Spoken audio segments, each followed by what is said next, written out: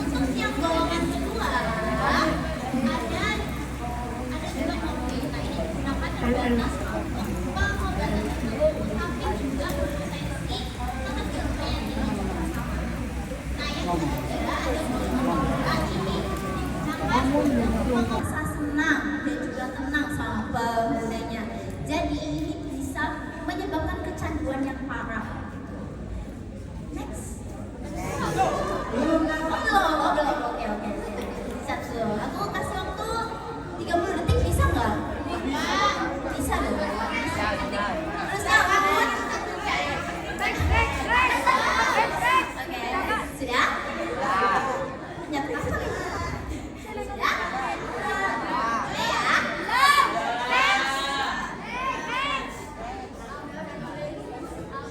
Aku next. Diatur jenisnya dalam Undang-Undang Nomor 5 Tahun 1997. Ada 4 golongan. Yang pertama, tidak digunakan untuk medis dan memiliki resiko ketergantungan tinggi. Contohnya seperti LSD sama pil ekstasi ya. Terus kemudian golongan 2, ini digunakan secara terbatas dalam medis dengan resiko ketergantungan tinggi. Nah, contohnya seperti amfetamin. Nah, untuk golongan 3 ini dapat digunakan di dalam medis, tapi dengan resiko ketergantungannya sedang, jadi nggak terlalu tinggi, nggak terlalu rendah. Contohnya seperti diazepam ya. Sudah dicatat? Sudah? Oke, next.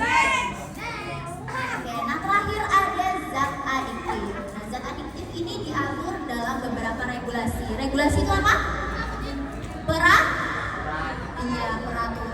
Seperti peraturan Menteri Kesehatan RI. Terus aturan lokal terkait zat yang dapat menyebabkan ketergantungan. Contohnya kayak alkohol, terus tembakau dan juga inhalan. Nah, ini peraturannya bisa dibaca ya. Peraturan Menteri Kesehatan Nomor 239 Menkes per 5.1985. Terus peraturan pemerintah Nomor 109 Tahun 2012. Bisa dicatat? Next udah dicatat. Oke, aku tunggu deh 1 menit ya. Seseorang yang kemungkinan menggunakan narkoba, jadi bisa dari internal atau faktor eksternal ya. Halo.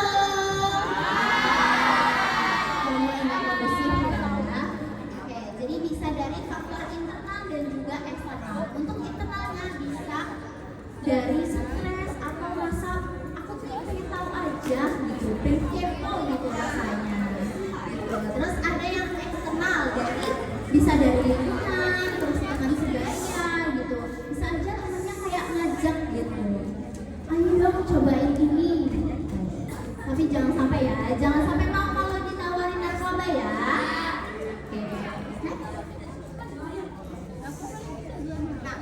Ini dia, ada dasar-dasar hukum RI Nomor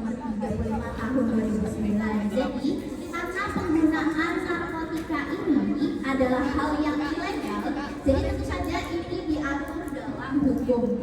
Ada pasal 127 itu mengatur tentang rehabilitasi bagi penggunanya. Ada juga pasal 111 sampai 114 hukuman berat untuk pengedarnya. Jadi nggak cuma penggunanya yang dihukum, tapi pengedarnya juga. Itu bisa jadi penjara seumur hidup. Serem loh. Penjara seumur hidup sampai denda hingga 10 miliar. Waduh, 10 miliar itu berapa ya? Banyak nggak sih? Banyak ya? Banyak. Makanya nggak boleh jadi pengedar asal ataupun penggunanya ya. Oke?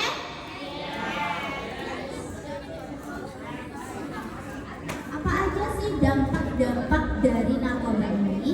Ini bisa menyerang fisik, psikologi, sampai juga sosial. Nah, untuk fisiknya ini bisa dari penurunan kesehatan tubuh secara umum. Nah, terus ada juga kerusakan organ vital. Ini organ-organnya kalian, misalnya kayak hati, jantung, paru-paru, itu semuanya bisa rusak kalau misalnya kalian mengkonsumsi narkoba. Kemudian ada juga meningkatkan resiko penyakit menular seperti HIV ataupun AIDS melalui jarum suntik yang dipakai buat masukin narkobanya. Tahu kan? Tahu? Kemudian ada juga dampak ke psikologis ataupun mental kalian.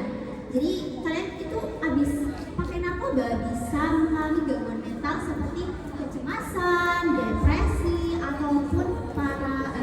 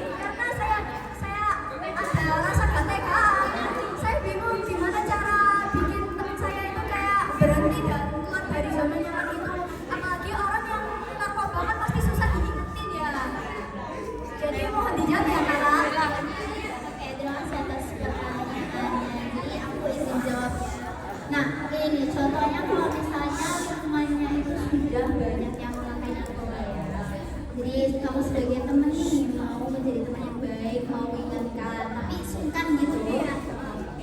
Nah, kalau menurut aku ya, dari aku sendiri, aku sebagai teman itu mau yang terbaik buat teman aku. Halo, mau didengarkan ya? Siapa tahu ada di lingkungan sekitar kalian juga.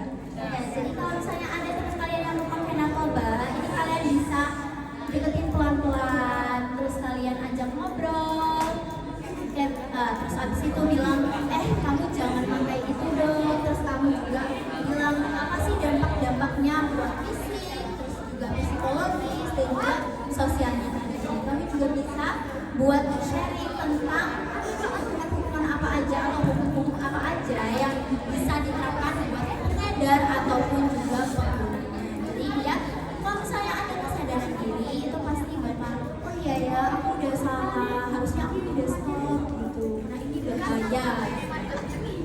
Apa bisa dijawab? Nah, itu udah aku lakuin dan juga udah aku jelasin dampak-dampaknya dan juga apa manfaat-manfaatnya sih dari situ dan juga udah aku jelasin. Nah tetapi temenku ini kayak apa sih, batu banget dibilanginnya, tetap aja ngikutin gue. Oh iya.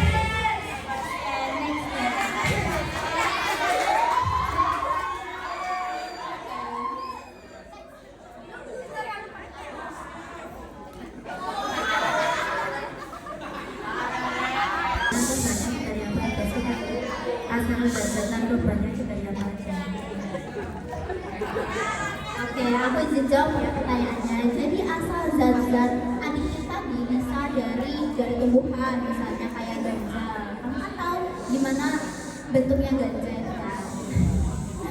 Kan pasti banyak di berita dong. Oke, terus habis itu bisa dari zat buatan, gitu. Seperti yang udah aku jelasin tadi.